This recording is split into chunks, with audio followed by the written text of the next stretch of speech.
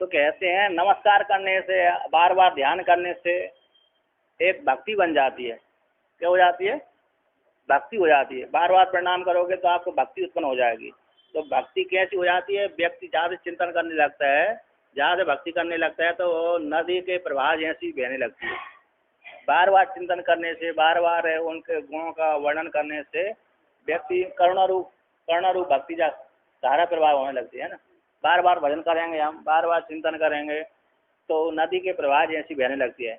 निरंतर चिंतन करने से, बार बार चिंतन करने से एक लहर चलने लगती है, फिर उस एकाग्रता होने लगती है। तो यहाँ पर कहते हैं मैंने आपको प्रणाम किया, तो प्रणाम करने से इतना काम नहीं चलेगा, किंतु प्रणाम करने के कारण मेरे के मन में जो भक्ति का लहर हो गया।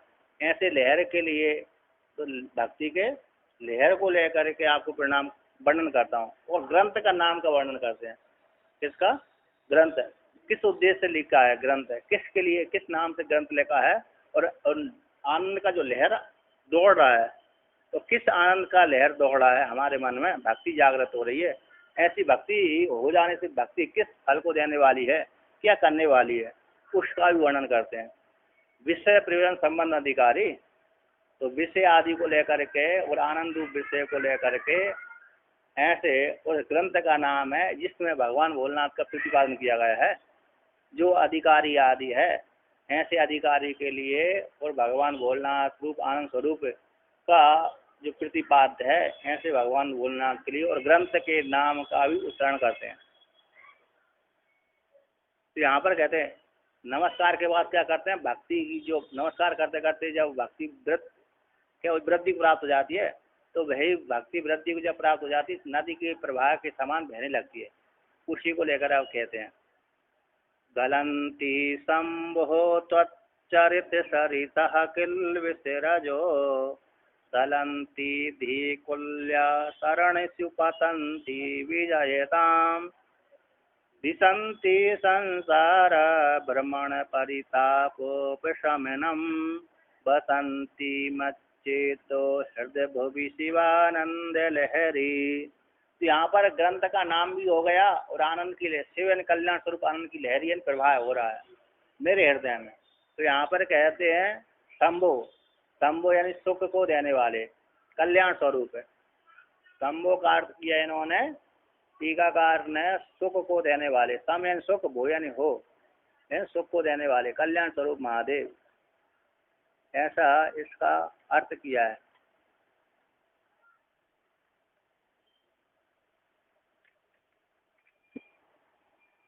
हाँ, सुख के कारण, सुख के कारण अर्थ किया है ठीक कारण।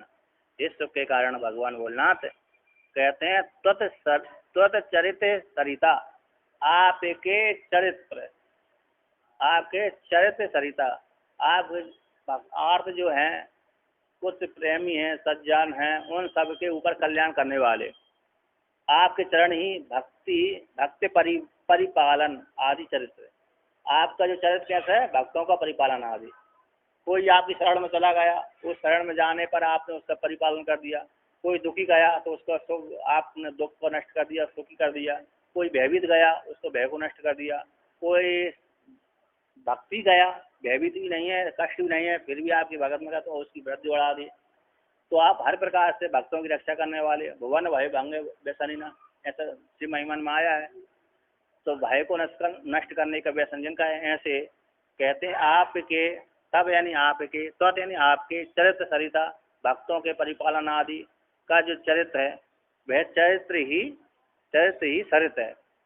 आपका भक्तों के परिपालन का जो आपने लीला करी है ना, किसी राजा को वरदान दे दिया, किसी राक्षस को वरदान दे दिया, किसी राक्षस को मित्र बना लिया, है ना, किसी राजा को मित्र बना लिया, किसी राजा को बहुत मदद कर दिया, अन्य वरदान दे दिया, तो उन भक्तों को कल्याण करने वाले, तो आप महादेव का जो चरित्र है वह चरित्र ही सरित है, नदी है। तो ऐसी नदी का जो गलंती है, बह रही है, श्रवंती गलंती है, गलंती का अर्थ कर दिए बह रही है।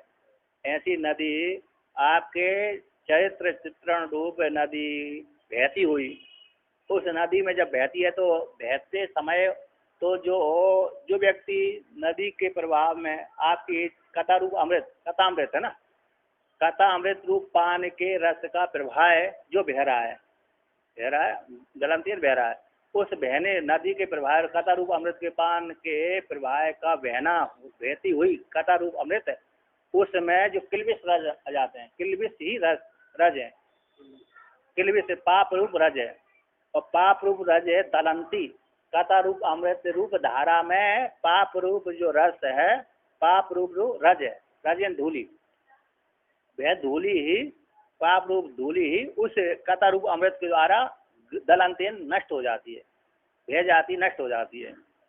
अब यह जैसे जिस भक्त के मन में भगवान भोलेनाथ की भक्ति रूप कथा अमृत का रूप नदी का प्रभाव होने लगा, उसमें उस भक्त के मन में जो भी पाप रूप रज है, पाप रूप रज है, वह रज उस कथा रूप अमृत के प्रभाव के द्वारा क्या हो जाता है, नष्ट हो जाता है ना, श्रंति, तो पाप ही धूली है वो उसको नष्ट कर देती है।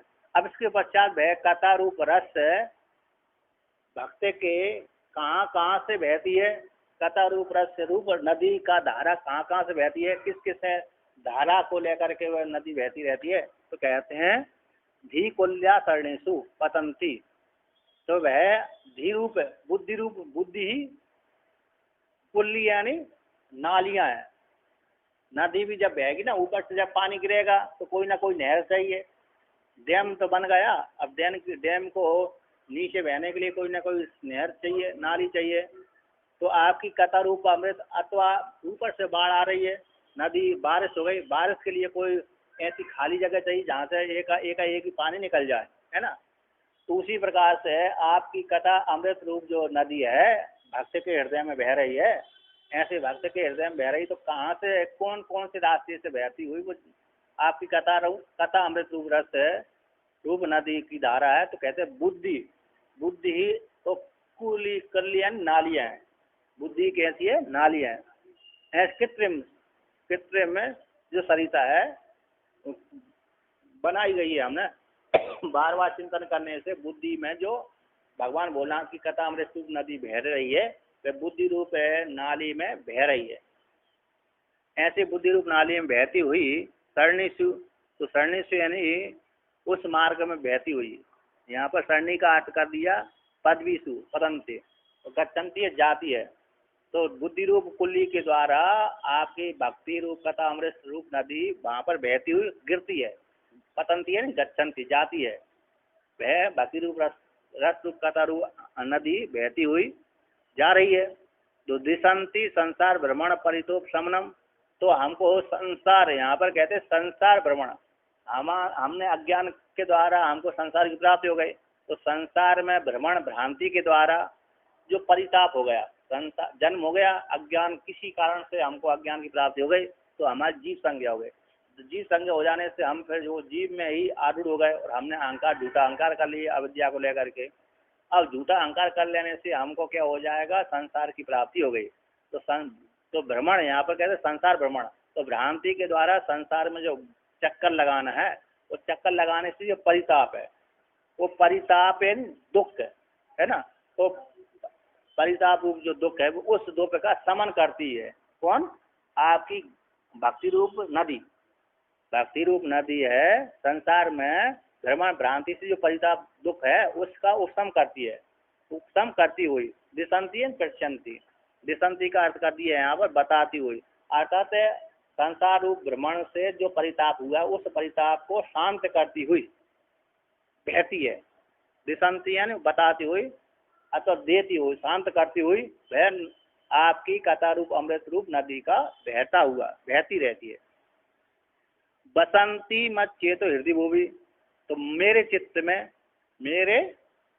में यहाँ पर कहती है बसंत, तो मम चेता, मेरा जो चित्त है वो चित्त ही हृदय, यहाँ पर कहते हैं मम, मत यानी मत हो गया ना, मत यानी मम, चेतो मेरा जो चित्त है वो चित्त ही हृदय है, और हृदय में जो भूमि है, हृदय ही भूमि है, उस भूमि में बसंती, उस भूमि में कौन है, निवास करती है, उस भूमि जो भगवान भोलेनाथ की कथा रूप अमृत नदी है वो मेरा चित्त ही हृदय है, हृदय रूप भूमि में जो नदी का प्रभाव जैसे समुद्र है ना, अथाह सागर, अतः अगाध जल प्रदेश रूप जो हृदय है सागर है। वह सागर कहीं ना कहीं तो रहेगा, किसी न किसी भूमि में रहेगा। तो भूमि कहाँ है? तो मेरा चित्त ही अतः सागर रूप भूमि है। उस भूमि में ऐसे जल के, सागर के लिए नीचे आधार चाहिए तभी जल रोक सकता है, तो जमीन चाहिए, पत्थर चाहिए। तो यहाँ पर वो कृत्रिम जो नदी बनाई है, बुद्धि रूप नाली में से बह रही है नदी, तो कहाँ पर जाकर के रहेगी, बह रही है नदी? तो बोलते हैं मेरा जो चित्त रूप हृदय ही अगाध सागर है। उस अगाध सागर रूप भूमि, अगाध भूमि है मेरा चित्त ही, जो अगाध जल रूप है, अगाध जो जल को धारण करने वाली भूमि है। उस भूमि में आपकी चरित रूप कथा अमृत रूप नदी का प्रवाह हो रहा है। तो मेरे हृदय रूप कमल में ही आपकी कथा रूप अमृत का प्रवाह हो रहा, बह रहा है। तो वह बह रहा हो, तो मेरे हृदय में ही आपकी कथा रूप अमृत नदी का बहना है, बसना है, बसती है, रहती है। ऐसी रहने वाली शिवानंद लहरी, तो यहाँ पर कहते हैं शिवानंद लहरी जो मेरे हृदय में आपके चरित्र कथा रूप अमृत रस का निवास हो रहा है, निवास होती हुई शिवानंद लहरी एंड शिव यानी कल्याण स्वरूप है और आनंद है, शिवानंद है, शिव यानी कल्याण स्वरूप, आनंद यानी आनंद है की लहरी यानी बाढ़ आ रही है। यहाँ पर वर्णन करते हैं शिव के द्वारा, हमने शुद्ध चरित्र के द्वारा वेदों से श्रवण किया है, स्मृतियों से श्रवण किया, पुराणों से श्रवण किया, अध्ययन किया है, दूसरे एक दूसरे के द्वारा वार्तालाप से भी हमने आपकी कथा अमृत का पान किया है। तो ऐसे कथा अमृत के पान करने से जो उत्पन्न हुआ है आनंद, वह आनंद कैसा? दुख से रहित है। भगवान भोलेनाथ के विषय का जो हमने श्रवण किया है, मनन किया है, उस सत्संग के माध्यम से जो विचार उत्पन्न हुआ है, आनंद उत्पन्न हुआ है, वह आनंद कैसा? दुख से रहित है। उसकी जो लहरी यानी प्रवाह है, वह प्रवाह क्या करे? विजयताम, सर्वोत्कर्ष के द्वारा निरंतर बनी रहे। सारे जितने भी कथा अमृत पान हैं, जितने भी कथा अमृत हो रहे हैं, उन सबसे उत्कृष्ट है शिवानंद शिव लहरी। सभी से जितने भी कथामृत हैं, उन कथामृतों से भी, वो लहरियों से, अन्य लोग, अन्य देवी देवताओं के आनंद से भी उत्कृष्ट आनंद वाली ये लहरी है। उत्कर्ष रूप से वर्तमान विजय को प्राप्त हो, यानी उत्कर्ष पाए। ये भगवान भोलेनाथ के द्वारा लिखी गई रचना ग्रंथ है, शिवानंद लहरी नाम के द्वारा रची गई ग्रंथ है। तो यहाँ पर कहते हैं शिव रूप आनंद की लहरी बाढ़ सभी आनंद से उत्कृष्ट को प्राप्त हो जाए। ये पुस्तक भी ग्रंथ को सबसे आनंद, सभी उत्कृष्ट आनंद को प्राप्त कर, सबसे उत्कृष्ट आनंद को प्राप्त करने वाली हो जाए और सभी को प्रसन्न करने वाली हो जाए। और मेरे हृदय में बहने वाली शिवानंद लहरी अत्यंत से सबसे श्रेष्ठता को प्राप्त हो, सभी आनंद से उत्कृष्टता को प्राप्त कराने वाली हो जाए। सभी आनंदों से, जैसे संसार का आनंद होता है ना, और अन्य देवी देवताओं का आनंद, उस सारे आनंदों से उत्कृष्ट आनंद को प्राप्त कराने वाली हो जाए। इस प्रकार से आदि गुरु शंकराचार्य भगवान ने दूसरे श्लोक के द्वारा भगवान भोलेनाथ को ग्रंथ के नाम से और आनंद, शिव के आनंद की लहरी के नाम से वर्णन किया।